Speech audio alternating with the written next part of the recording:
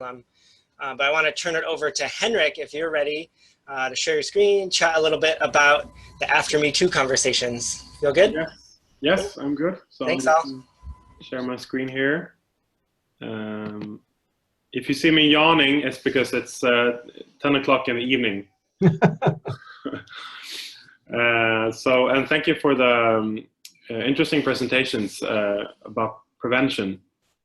So I'm going to talk a little bit mainly about our conversation groups for men that we've been doing after Me Too, and share with you some experience of that.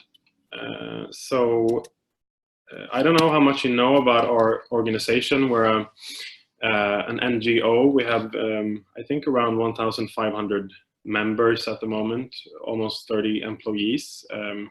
We started in 1993, and we work. It was interesting to hear you talk about MVP, Harvey, because we also do that here in Sweden. This is some of our projects. We have on an interesting project called Guys Questions, which is an online support forum for young guys and boys. Okay, so I just want to talk a little bit about the situation here in Sweden regarding sexual harassment and what Me Too sort of made evident. So this is one survey that they did when Me Too was just happening, saying that 78% of all women in Sweden had experienced some kind of unwanted sexual approach or sexual assault. So the question there was quite broad. 28% of the men said yes to that question. And the women said that the perpetrator had been a man in 97% of the cases. And also I have this slide because we also do some work with sexual harassment in the workplace, and 1 in 3 women that was affected had been so in the workplace. So just to give you some context of the situation here in Sweden then. So what we did when Me Too kind of happened in our organization, we thought of it as kind of like a 4-step process for men. That the first thing you have to do is just to listen, to really take these. So I don't have the chat box. Oh yeah, I don't think my brain can't really handle the chat box. So I'll turn. Totally fair. Craig's got that. Okay. Yeah. For now. Yeah. Yeah. So and then the second step is just self-reflection, or kind of looking at yourself and your own behavior. And then conversing, talking with other men, and then acting and doing something about the situation. So let's see. Yeah, so we call it the After Me Too conversation guide. And we have this a hashtag in Sweden called, in Swedish, it translates to all men. So the program, we devised it during a really intense process the weeks after Me Too, because we really wanted to do something quick. So I think we did it in 2 or 3 weeks or something. And it's kind of like a manual, basically, for men who want to talk about masculinity norms and how and Me Too, and if they have somehow been a part of it. And we the instructions are quite clear, and we made it available through our website, and we had like these kind of launch events where we had, the first one I think was around 100 men that came in Stockholm. And then we have like a Facebook site where men from all over Sweden can join groups in different places. So we have this method called the small room, which is kind of like a way of having a conversation, because we find that men often we don't really get we don't, maybe in the same sense as women, have the same training in listening and having these kind of vulnerable conversations. So I see it as kind of like a training in having a different kind of conversations, basically. So this is the model that we have. We sort of compare the small room to the big room to make it easy to understand. So in the small room, we have conversations that are open, vulnerable, more like, you know, we try to talk around stuff that is related to feelings. We go to our own experiences.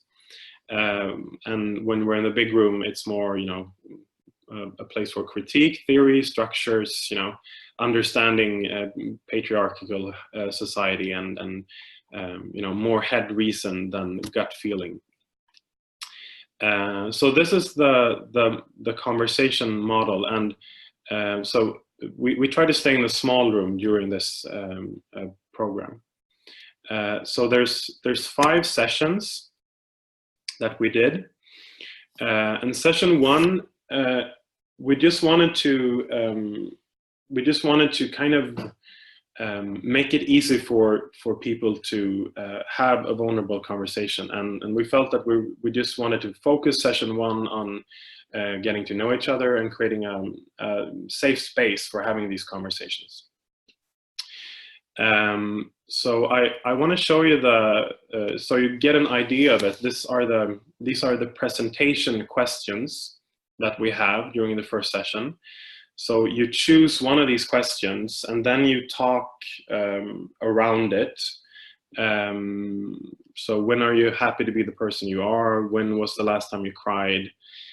You know, can you tell us about an experience when a loved one had psychological problems, and so on. So it's kind of like just helping the men of these groups becoming vulnerable and creating a group where you sort of trust the other people there. And then in session 2, I noticed before in the presentations the gender boxes, we used that as well. This is from a movie that we made. This project is called the Macho Factory, and this is one of the movies that we produced. So in session 2, we talk about the man box and how gender masculinity norms has affected us from, you know, being a boy and upwards. And we also build the physical box to make it more you know, evident. And then session 3 and 4, we start approaching Me Too related subjects. So we have conversations about pornography and how it has affected us. We have conversation about sex and how expectations regarding masculinity has affected our sexuality. And then during session 4, we read Me Too stories, almost kind of like I'm a psychologist, so I do a lot of mindfulness. So it's kind of like a mindfulness exercise. Like we read the stories and then just kind of noticing what it brings up in you and then talking about it in the group. And then the question is, might I in any way through what I have done or not done have contributed to the suffering that Me Too has exposed?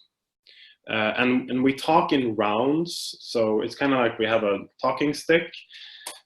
So it's very structured in that way. So it's more like a, you know, say it's a practice in listening more than talking.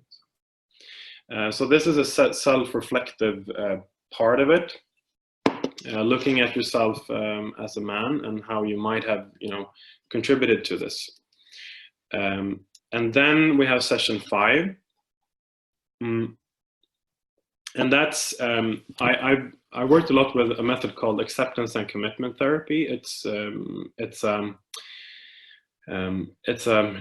of like a third wave CBT therapy, and it's we talk a lot about values there. So how do I want to be as a person?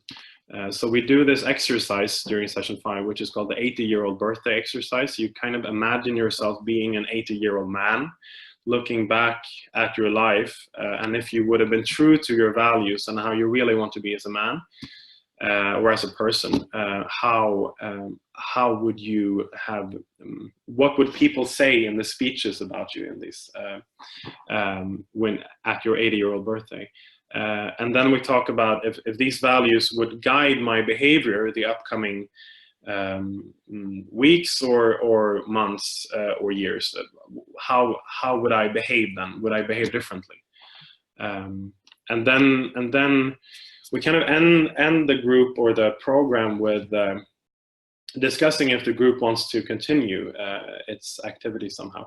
And the group that I've been doing, we decided to keep on having these conversations around different areas that kind of revolve around norms around masculinity. So I think the group often becomes very close after these 5 sessions.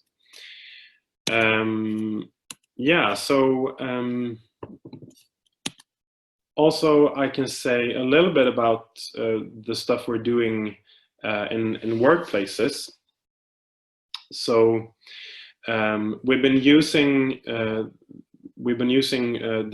conversation guide and kind of we've adapted it to a workplace context.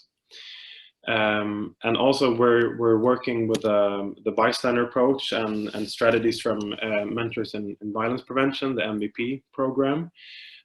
So we've been working a lot with scenarios there, trying to devise workplace specific scenarios, and then having the group sort of work with different bystander interventions specific to the workplace. This is a video that we've done related to the bystander approach that you might be interested in. I don't think I have time enough to show it though. There's a few minutes left, and also while I've cut in now, there was a question of how long is each session on those 5 yeah, good question. So the sessions are 1.5 hours each. I think this first session is 2 hours, but the other ones are 1.5 hours. And I think what's important is to note is that like we haven't, people don't receive, like anyone can pick this out from our website and lead a group. It's very instructive. We also did like a train the trainer program. So we did just like a workshop for, I think it was 4 hours, where we sort of the attendants, they just trained the manual and leading these exercises. But people can just basically pick it up and start a conversation from it. So yeah, I think I'll end there and we'll see if there's any questions. Awesome. Thanks, Henrik. That was great. Super appreciate it. Sounds like y'all are up to really exciting stuff. Can I ask, while we wait for other people, I'm going to use my facilitator privilege. Yeah. So going back towards the beginning, you talked about on that slide of approaching Me Too as a man, you had the 4 steps. Yeah. Only on the ones that I've been up to, whether about Me Too or not, conversing with other men is taking action in some ways. With other men, and then the next step was act. And I'm curious what types of things you're hoping for or people have done that is another type of action. Yeah, I fully agree. I mean, talking with other men is very much an action, and kind of it could definitely be more. Has there been? Yeah. So I mean, when we say act there, I mean, I think it could be anything from doing sort of policy work in the workplace to maybe starting another conversation group with other men, or so. Right. Yeah. Yeah. Yeah. Seems like a lot of opening for what Chuck and Alan were talking about around taking it from that individual conversation style up through policy and structural. Yeah. And what we found also is that a lot of men that come into the conversation groups, they want to if they're not before members in the organization, often they want to join and maybe contribute in some other way. So yeah. Cool. So again, other folks, feel free to type questions in the chat box. I haven't noticed any others yet, or raise your hand, or just unmute yourself at this point. We have plenty of time and space. So questions for Henrik or Alan or Chuck at this point as well. Laxman, I see your hand just popped up again. Great timing. Go for it, Laxman.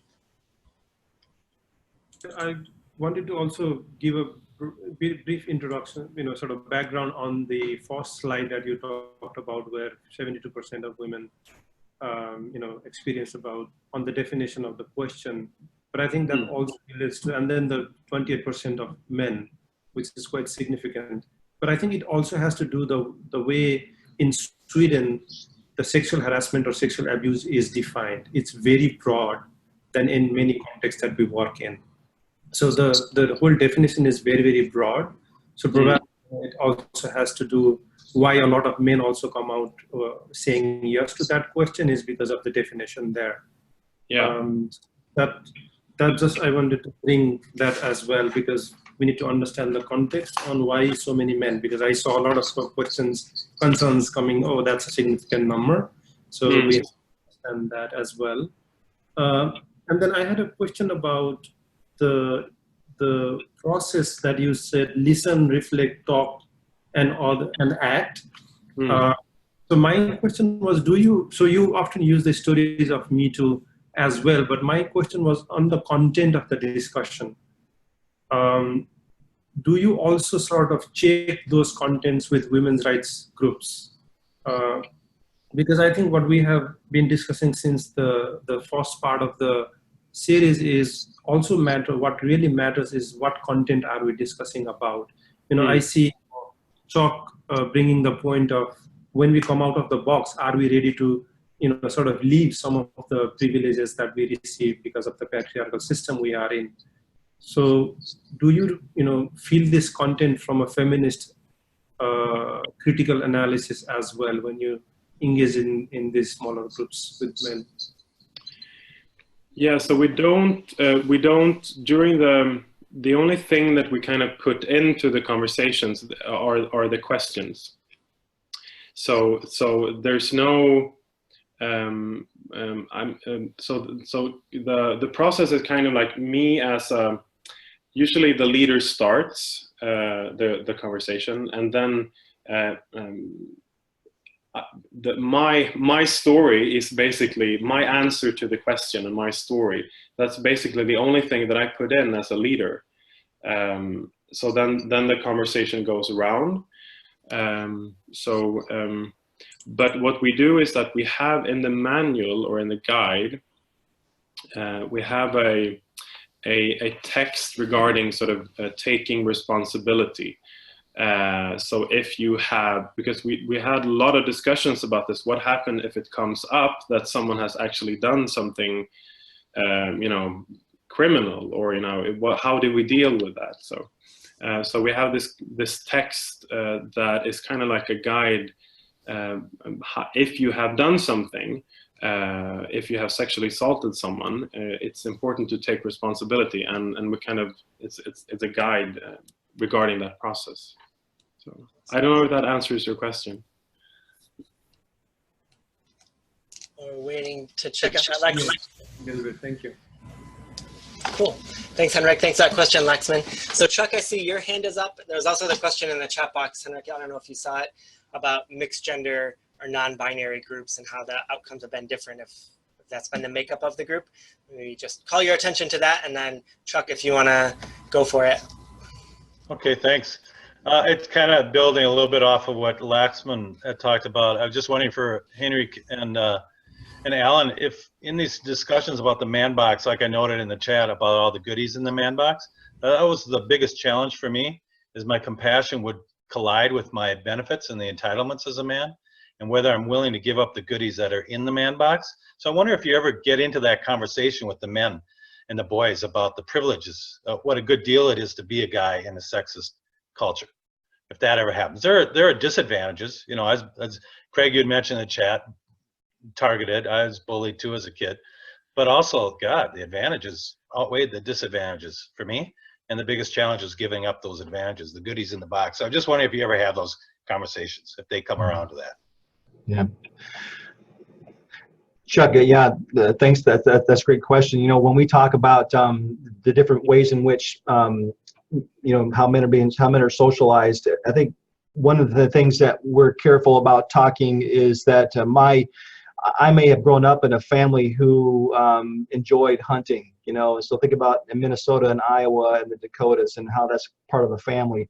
But let's, you know, as I mentioned before, getting into when that's taken to extremes, or talking about some of the happenings around our country, whether it relates to guns and masculinity and boys, young men and boys shooting, you know, we talk about those traditions and those ways of life, or for some families and some boys. But when I hear you talk about, you know, some of these privileges or some of these behaviors, that there's a lot of benefit to having that power, and that I think I want to be a little bit more explicit about that. So I don't think I've actually, you know, said it as specific as you just did, but it's certainly inferred. But it makes me want to make sure that we're, you know, pointing those pieces out, because they're still trying to figure out what their boundaries are as well, and that we point out some of those. The downside and some of the abusive and self-harm that happens, that men impose on each other because of those expectations and behaviors. So yeah, that's a great point. Thanks, Alan. So we still have 5 more minutes or so. If folks have other questions or thoughts, whether it's for the presenters or if you want to take just literally a moment or two, chime in on something that you've been working on in response to Me Too, feel free. Go for it, friend. So I was going to, so I'll do both simultaneously. But for Henrik, I wanted to ask the question of, do you think that having your program having kind of a therapeutic or clinical approach and significance, how that impacts or affects the people who are actually doing the program? And then here in Arizona, we've been kind of taking a 3-pronged approach, especially after we have our Sex Turned Up campaign, which focuses on having difficult conversations around sex, sexuality, sexual harassment, all of those different pieces. We've really focused on alcohol serving establishments and alcohol serving establishments recognizing sexual violence and sexual aggressive behavior and it not escalating. And then really have our programs that, of course, it's been a little bit more difficult to focus in on middle schoolers because of our education system here in Arizona. Not to bash the education system, it's just been difficult. And so that's my question, and those are the things that we've been working on here in Arizona. Okay, and the question was? The question was therapeutic. Right. So you said that there was an acceptance and commitment therapy. Oh yeah. It's kind of like just an exercise borrowed from that. So we try to be very clear. It's not group therapy in that sense. So because there's no therapist, there's no person responsible for the other people there. So it's more we talk about it as like a just like a conversation that you have around these issues. But I think for some people it can have therapeutic effects. Maybe you learn more about yourself, and you train maybe some things that you would train in therapy. But it's not group therapy. Awesome. Yeah. Thanks. So there were two hands up. One, I think maybe you're both named Tom, but T. Schiff is the name that pops up. I just unmuted you. Thank you. So I'm curious, there's been a little bit of discussion about disclosure of house violence. I'm just curious how people are dealing with that. As an example, there'll be times where I'll do, say, a workshop with college students or a program with college students, and they'll say things like, and there's always that, not always, but sometimes that guy will hang around afterwards and say, after this program, I realized that maybe I might have might have assaulted somebody 2 years ago. Right. And they're also, and I think to me, that's part of my question that I asked earlier in the chat around that fear that because that's kind of what we're talking about with Me Too, is a lot of it is, yes, we want people to think about current behaviors, but there's also a lot of past behaviors. So how do we engage with those? How are folks engaging with that kind of stuff? With 3 minutes that we have left.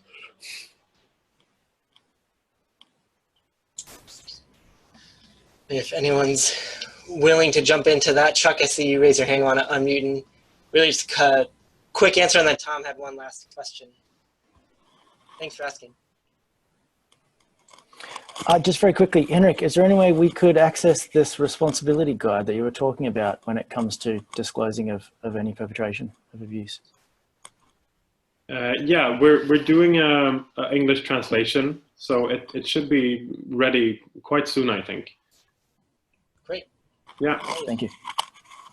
And then in the last minute or two, any thoughts about handling disclosure? Does that kind of wrap up that tricky thing to deal with? Any thoughts about that? I think it's a great question. Thanks, Chuck. I'm not sure exactly what the answer would be, and within 2 minutes, hard to put something out there. But what comes to mind immediately is accountability, and how can that individual be accountable? And that's not just collecting the consequences, criminal or other kinds of consequences or campus consequences, but also how they mend the harm. So how they acknowledge, he made the acknowledgement, and now how can he mend the harm that he created? As long as he's not imposing anything on the person that he harmed, right? But how can he help that person? How can he change society so that these things, and his personal and in a micro macro level, so that this doesn't happen anymore? But I think of accountability and mending and making amends. Awesome. Thanks, Chuck. All right, and then the last thought that was just put in are asking about outcomes and if stuff has been published or posted anywhere. So I would just ask Chuck, Henrik, and Alan if you could send that in. We can share out, if you do have any eval information or anything about just outcomes of the programs, we could share it out when we share the recording for this webinar. And since this is the last one before we sign off for another month, just want to give one last shout out that, again, when we come back together in June, it's going to be more community-based, so hit up Russ if you want to be a part of figuring that out, what that space could look like. It's all in process now to understand what we could do with it. But again, hoping that we can all support each other to continue this work, sharing resources, sharing stories, talking through problem solving, all that fun stuff. So thanks again for everyone who participated. Thanks again to the presenters for being part of it. Appreciate you all. Happy to be in the movement with everybody. Enjoy the rest of your day.